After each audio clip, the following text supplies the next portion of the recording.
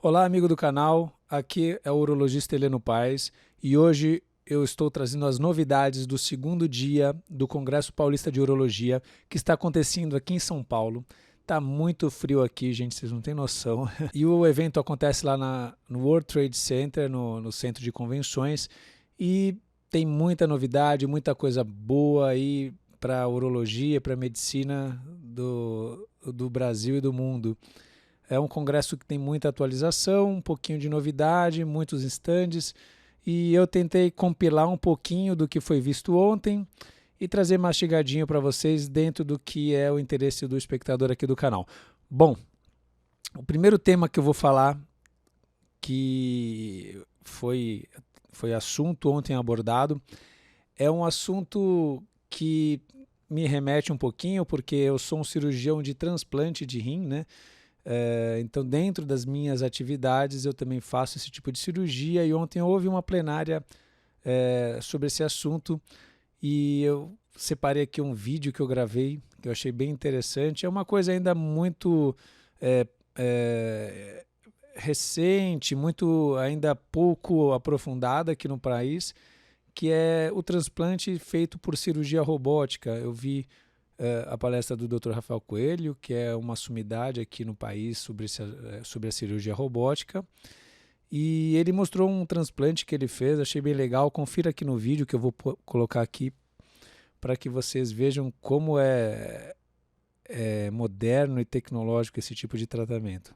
Nesse vídeo, ele está fazendo uma parte do transplante que é ligando a veia renal na veia ilíaca externa, que é uma veia que nós temos no nosso corpo, né, que drena o sangue da nossa perna, e realmente é ali que é colocado todos os transplantes praticamente aqui no Brasil.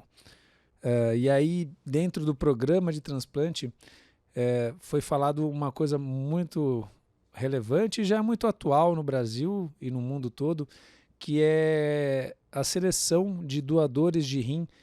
Imaginem vocês que no mundo é crescente a necessidade de doadores de rim.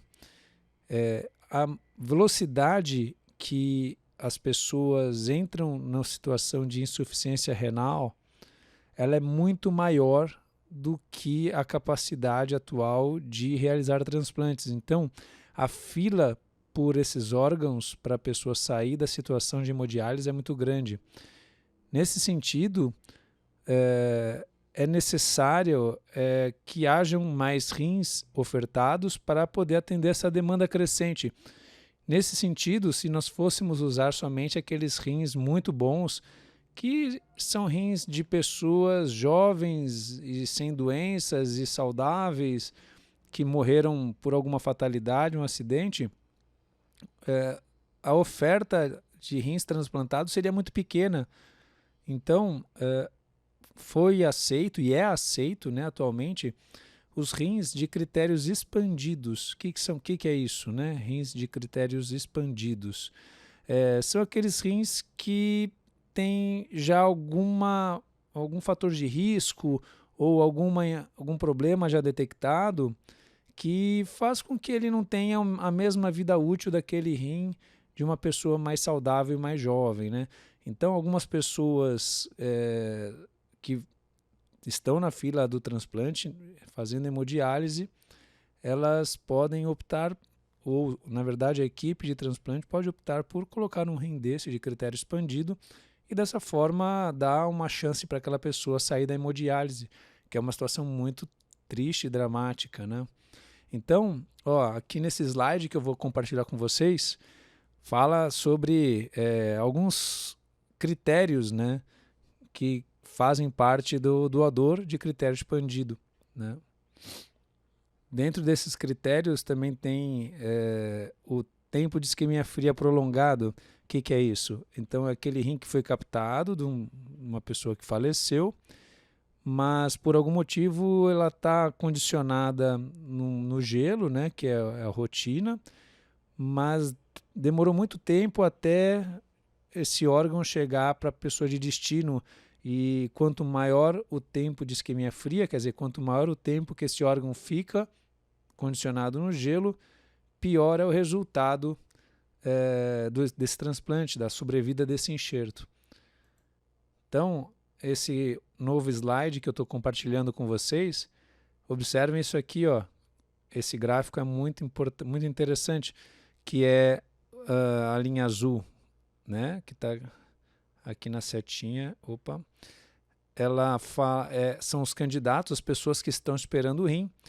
E aqui a linha marrom, logo abaixo, é as operações de transplante renal realizada. Quer dizer, então a fila cresce numa proporção muito maior do que a capacidade de realização de transplantes.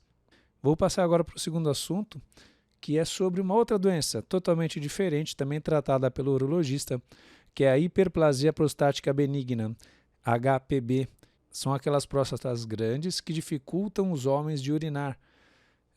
Então, para próstatas muito grandes, a gente considera uma próstata muito grande, aquela próstata com mais de 100 gramas, existem técnicas, mudanças técnicas, na verdade, de cirurgias que já eram realizadas, que facilitaram com que o cirurgião fizesse cirurgias pela uretra em próstatas cada vez maiores. E uma abordagem que foi bem discutida e é bem atual é uma técnica endoscópica chamada técnica de enucleação, em que o cirurgião ele vai soltando a parte interna da próstata, que é a parte crescida no HPB, né? Jogando essa parte ressecada para dentro da bexiga, depois ele tira as fatias, ele vai fatiando e vai tirando. Então essa técnica de enucleação ela foi possível principalmente pelo avanço tecnológico, do surgimento de lasers que são capazes. Vocês vão ouvir essa técnica também com a sigla HoLEP, mas também ela é muito feita por eletrovaporização com as alças, principalmente da fabricante Olympus, que é o vídeo que eu vou mostrar para vocês aqui no slide. Então acompanhe aqui esse vídeo.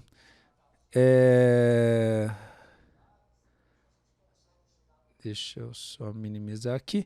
Então, acompanhe aqui nesse vídeo, é uma enucleação de próstata feita por Plasma Button, que é uma tecnologia que faz a eletrovaporização da próstata. Outro assunto também, é um produto dessa empresa Olympus, uma empresa japonesa, é uma modalidade também de tratamento para hiperplasia prostática, chamado YTIND. O que é o YTIND? Ele é um stent, né? Uma prótese aramada, na verdade ele é de nitinol, que ela é colocada naquela próstata obstrutiva e abre-se a gradinha, né? Esse stent. Eu vou mostrar aqui para vocês novamente aqui na foto e vocês vão perceber. Verifiquem aqui, ó, o YTIND. Parece um monte de arame, né? Emaranhado, né? Mas ele tem a conformidade certinha para conseguir alargar aquela região da próstata que está bem fechadinha pelo crescimento da glândula. Puxa, mas em que situação que é usada isso, né? Pois bem, é um caso, são situações bem típicas. É indicado a colocação desse stent, do YTIND, naquelas pessoas que não são candidatas a serem operadas, né? Então, a pessoa, por algum motivo, ela tem alto risco cardiovascular ou tem um pavor enorme de passar por uma cirurgia. Por mais que hoje seja seguro e tranquilo, né? Tem pessoas que ainda podem se negar ou não desejar esse tipo de tratamento. E aí entram essas terapias minimamente invasivas, né? Que são chamadas de MIST, a sigla em inglês.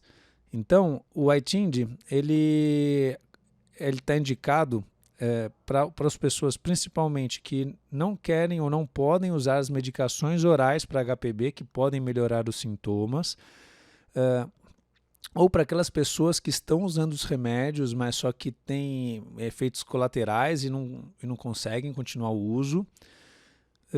Aquelas pessoas que desejam manter a ejaculação presente, porque existe uma complicação muito conhecida das cirurgias para o HPB, que é a ejaculação retrógrada.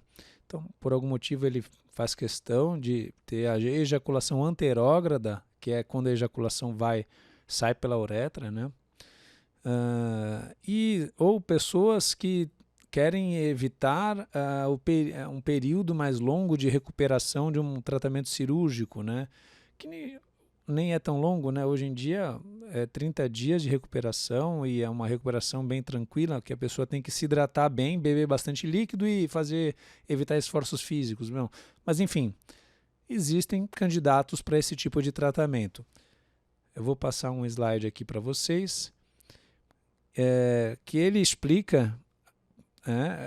Desculpe que os slides estão em inglês, porque muitos palestrantes e muito conteúdo são apresentados nos slides no inglês, mas eu vou traduzir a maior parte das coisas que são relevantes para que a gente consiga andar juntos aqui na explicação.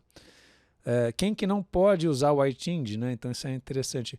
Aquelas pessoas que têm prostatite, que é uma infecção na próstata, ou infecção urinária ativa, pessoas que já usam um dispositivo chamado esfíncter artificial, né, ou algum implante dentro da uretra por alguma doença, né, uretral. Os pacientes que têm câncer de próstata, os pacientes que têm câncer de bexiga e pacientes que a bexiga não funciona muito bem, que têm bexigas atônicas ou hipocontráteis, ou bexigas neurogênicas, ou às vezes também obstruções uretrais por outros motivos que não o HPB, né, como por exemplo a estenose de uretra. Uma contraindicação também que ficou bem enfatizada é a presença do lobo mediano da próstata. O que é o lobo mediano? Quando a próstata cresce, algumas pessoas, a próstata ela apresenta um padrão de crescimento em que ela avança para o interior da bexiga. Então ela fica elevando um pouquinho o assoalho da bexiga. E isso tem uma classificação, né, que é chamada IPP, que é Índice de Projeção Prostática, e é possível ver isso no ultrassom ou na cistoscopia. Nesses dois exames é bem identificado isso.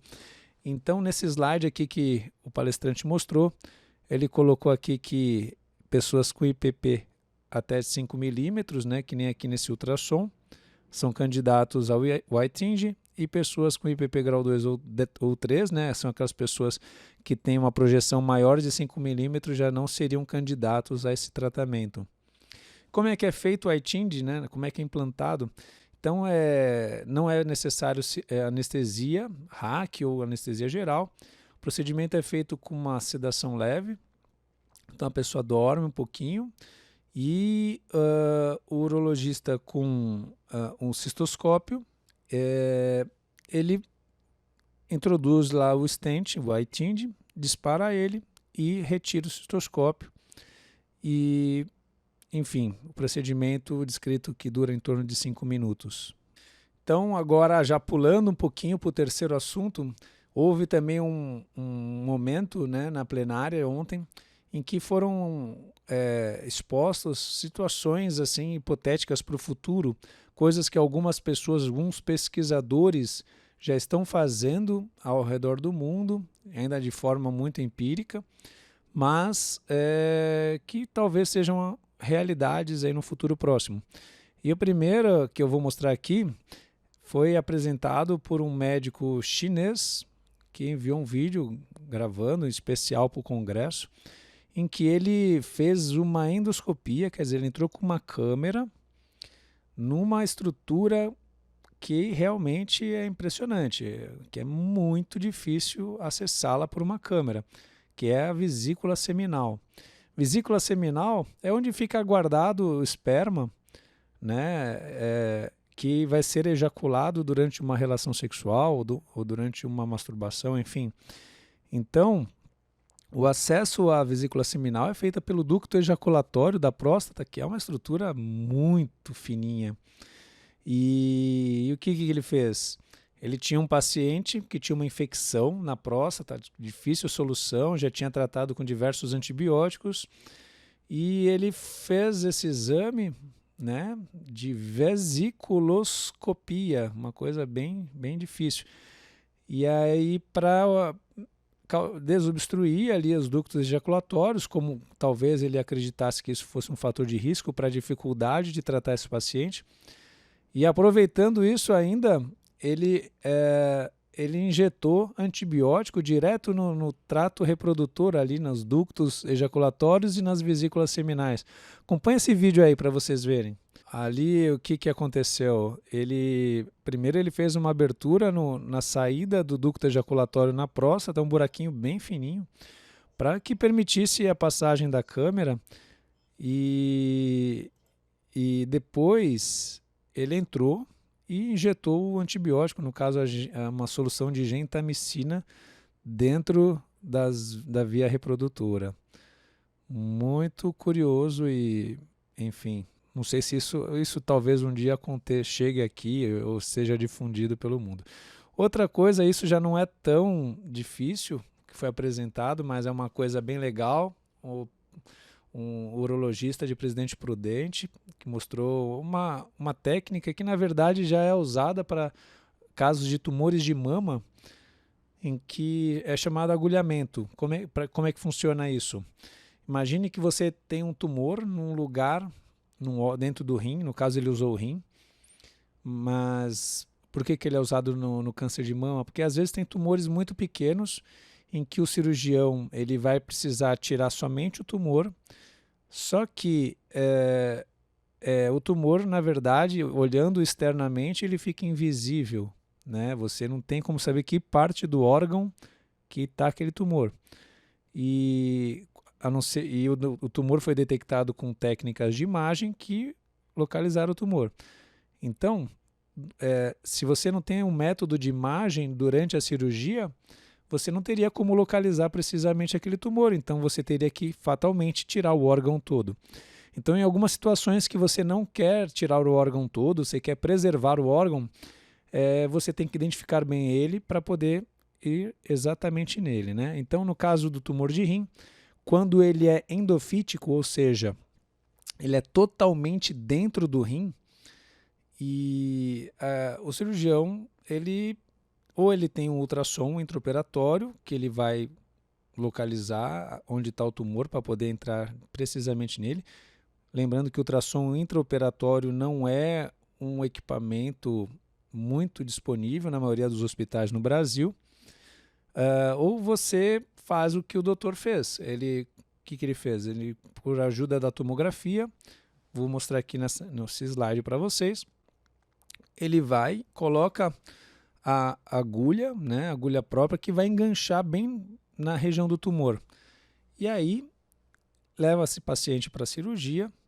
Aí vocês vão ver aqui, na cirurgia, ele vai direto, seguindo pela agulha.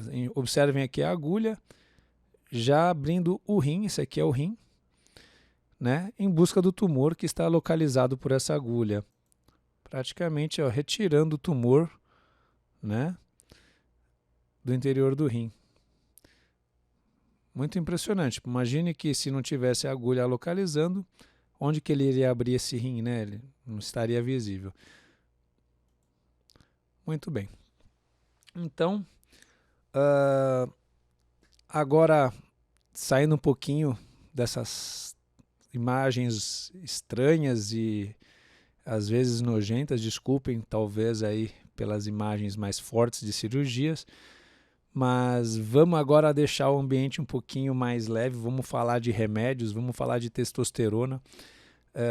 Teve um palestrante muito bacana também, no caso ele é gringo, que ele trouxe para a gente uma breve reflexão sobre o uso da testosterona e mais uma atualização, né, de quais cuidados devemos ter, em quais pacientes devemos usar a testosterona para a terapia de reposição.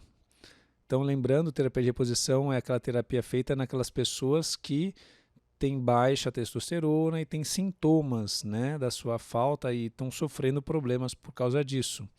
E não aquele jovem, né, que quer melhorar o desempenho atlético, o desempenho sexual, ou que está fadigado porque não dormiu mal e atribuir isso à falta de testosterona. Então, cuidado aí, gente. Bom, então a pessoa que realmente tem a deficiência e precisa usar a testosterona, a Sociedade de Urologia e a Sociedade de Endocrinologia tem padrões e parâmetros bem estabelecidos para a indicação desse tratamento. E o que esse palestrante trouxe? Então, aqui nesse slide que eu estou mostrando para vocês, mas que a Sociedade Americana de Urologia, ela tem alguns critérios, né, para contraindicar. A história de doença cardiovascular nos últimos 6 meses é uma contraindicação nas duas sociedades, mas ele coloca mais embaixo, né, que a Sociedade Americana, ela fala que os níveis baixos, Americana de Urologia, diz que os níveis baixos de testosterona aumenta, né, o risco de doença cardiovascular. Mas a Sociedade de Endocrinologia já fala que não há evidência suficiente para associar a terapia de testosterona ao risco cardiovascular. Em contrapartida, também, outra preocupação do uso da testosterona é em relação ao câncer de próstata, né? Uma vez que o câncer de próstata é um tumor que tem uma relação íntima com a testosterona. A testosterona promove um crescimento do tumor da próstata, né, em pessoas que têm esse tumor. Pois bem, então, a Sociedade Americana de Urologia, ela coloca que você deve considerar a terapia de reposição de testosterona caso a caso, de acordo com a situação ali referente a tumores de próstata. Já a Sociedade de Endocrinologia já é mais restrita, né? Ela já considera que a terapia de testosterona não deve ser usada se tiver história de câncer de próstata, se o PSA estiver maior que 4 ou se estiver maior que 3 em pacientes de alto risco e também se tiver algum nódulo ou induração palpável, quer dizer, não tem nem ainda diagnóstico, né? E a Sociedade de Endocrinologia já fala que não deve ser usado. Opinião pessoal minha vai pela Sociedade de Urologia, tá? Hoje isso é um grande debate, existem muitos estudos já falando de diversas situações em que a pessoa tem ou teve o câncer de próstata e pode ser usada a terapia de reposição de testosterona com segurança, tomando alguns cuidados, né?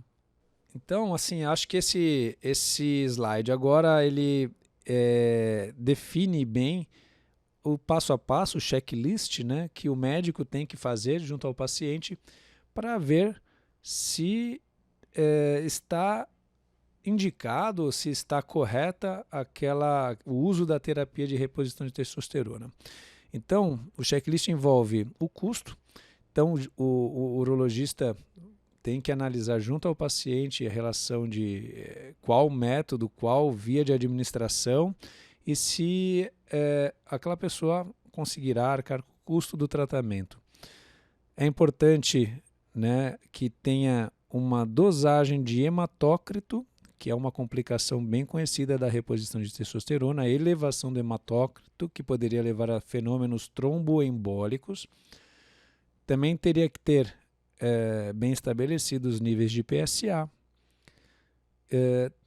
Tem que fazer isso que está escrito aqui como transferência de risco, é o quê? É você abordar o paciente, explicar os riscos do uso e deixar com que o paciente decida se vai ou não fazer o uso do medicamento. Tem que abordar também junto ao paciente se ele tem o desejo de fertilidade, de paternidade. Por quê? Quando nós começamos o uso de testosterona na pessoa, ela não conseguirá engravidar. vai ficar com uma situação de azoospermia. Bom, outra consideração também junto ao paciente histórico de câncer de mama ou de próstata, que são tumores que são estimulados pela testosterona. Tem que considerar também a preferência do paciente por algum método de reposição e o histórico de doenças cardiovasculares, como foi abordado no slide anterior. Bom, aí eu vou entrar agora num tema um pouquinho apimentado, porque isso é algo também muito difundido na nossa sociedade já. Eu recebo muitos pacientes que vêm fazendo uso de tríbulos terrestres, né? Então, o tríbulos terrestres no Brasil, ele é vendido como uma substância natural que é capaz de aumentar a testosterona, aumentar a virilidade, aumentar a fertilidade. E será que isso é realmente verdade, né? Então, hoje em dia, com o advento das mídias sociais, essas notícias elas se espalham de uma forma muito rápida e com uma intensidade muito grande. E será que isso baixa? Então, aqui no Congresso foi apresentado, né, dois trabalhos de grande evidência justamente para responder essa pergunta. E a resposta é que não.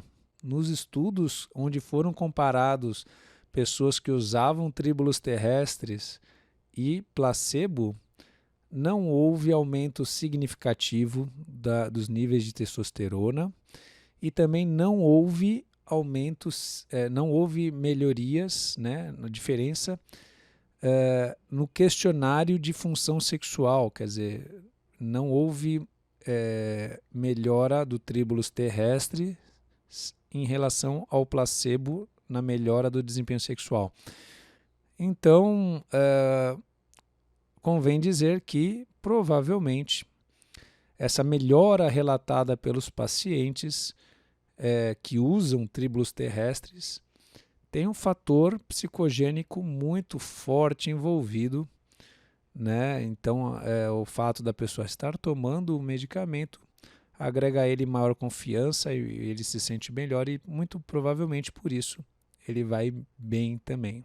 Enfim, só para pôr um pouquinho de fogo e lenha na fogueira aí dessa discussão. Ainda dentro do tema de reposição de testosterona, houve também uma apresentação muito legal sobre os implantes de testosterona, sobre os pellets de testosterona. Pois vantagens, desvantagens, né? Deve ser usado, não deve. Enfim, isso é uma decisão muito pessoal do médico com o paciente. O que foi apresentado, né, pelo apresentador foi que, e eu em parte concordo, o que acontece? Os pellets, eles têm um custo muito elevado, então essa é uma primeira desvantagem. É um procedimento cirúrgico que tem alguns riscos pequenos, mas tem, como infecção, extrusão dos pellets, né? E ele também não mimetiza adequadamente a produção natural do nosso organismo de testosterona. O que quer dizer? Que quando você implanta esses pellets, vai ter um grande pico de absorção do remédio. Então, no começo do tratamento, geralmente os pellets ficam em torno de 4 meses, 4 a 6 meses, mas logo no primeiro, segundo mês, vai ter uma grande subida dos níveis de testosterona e isso a gente sabe que está relacionado a maior incidência de eventos adversos, né? E o principal efeito adverso que foi comentado seria a policitemia, que é o aumento dos glóbulos brancos, vermelhos e plaquetas no sangue, que aumenta o hematócrito, que é a porcentagem de glóbulos vermelhos em relação ao plasma. Qual o problema disso, né? Então, o problema de você ter um aumento de glóbulos vermelhos é que isso está relacionado ao aumento de chance de ter eventos tromboembólicos. O principal evento tromboembólico conhecido é o infarto do miocárdio, o derrame, né? Ou às vezes trombose nos membros inferiores. Então são eventos gravíssimos, né? E é colocado aqui, ó, nesse slide que eu peguei do palestrante, que a taxa de policitemia em 2 anos de pessoas usando o pellet chega até 30%, quer dizer, 1/3, né, de pessoas com policitemia, e isso pode agregar maior chance desses problemas, né? Então ele até mandou esse slide que eu vou compartilhar para vocês, né? Que os implantes são uma opção de terapia de testosterona. No Brasil, não tem implantes fabricados em indústria, né? Então você vai acabar usando um manipulado que vão ter às vezes outras dosagens e de segurança questionável, né? Então o procedimento, como eu falei, ele tem riscos de complicações, pois é um pequeno procedimento cirúrgico, e o número de implantes colocados vai variar de acordo com o paciente, porque tem a ver com o peso corporal e o risco da eritrocitose, que é aquele aumento dos glóbulos, né, vermelhos, e o custo elevado.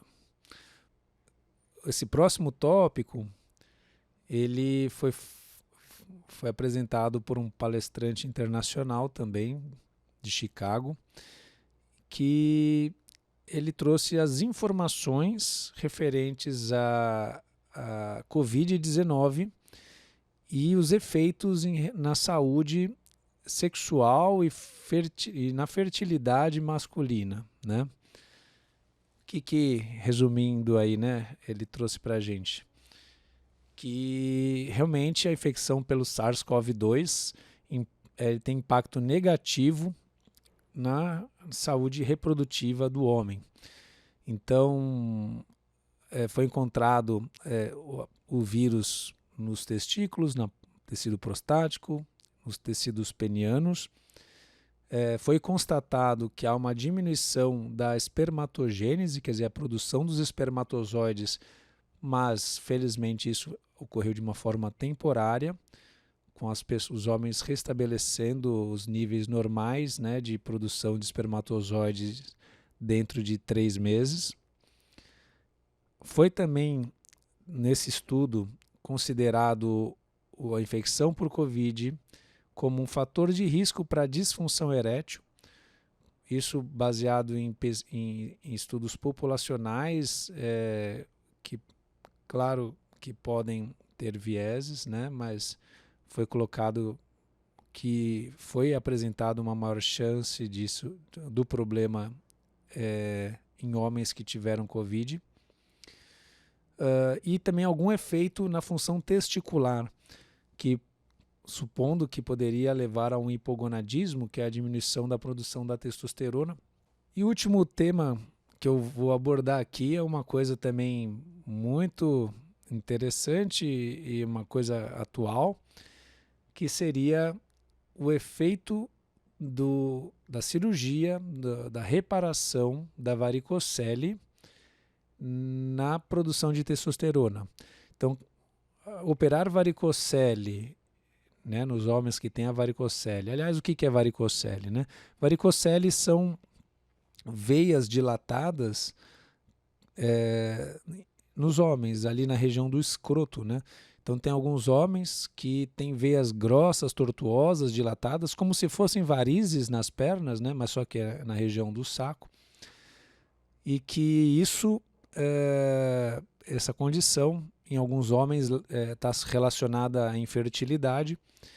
E a questão a ser respondida é: se a gente corrigir a varicocele, há um aumento dos níveis de testosterona? E a resposta foi que sim, há um aumento. Não é um aumento tão grande, é um aumento que gira em torno de 100 pontos, né? Então, é um aumento pequeno, mas existe. E esse aumento, muitas vezes, pode determinar a melhora de sintomas, né? Então, essa é a grande questão. Então, em homens que estão sintomáticos, tem varicocele, uma sugestão é que seja reparada a varicocele, mas o que é defendido? Que você faça a correção da varicocele, mas associado a várias outras medidas que também são conhecidas por melhorar a produção da testosterona. Quais são elas? Mudanças no hábito de vida. Vou colocar aqui até o slide que eles colocaram, né? Então, considerar a correção da varicocele em pessoas que têm baixa testosterona, mas considerar também mudanças no estilo de vida, como emagrecimento, entrar no peso ideal, como a implementação de atividade física, correção da apneia do sono, distúrbios do sono, que também são sabidos que diminuem os níveis de testosterona, antes de você implementar terapias medicamentosas nessas pessoas. Tem essas ferramentas, então, que foram faladas aqui para vocês. Era isso que eu tinha separado para vocês. Vejo vocês no próximo vídeo, que terá muito mais novidades. Então, não deixe de acompanhar o canal aí, ok? Grande abraço!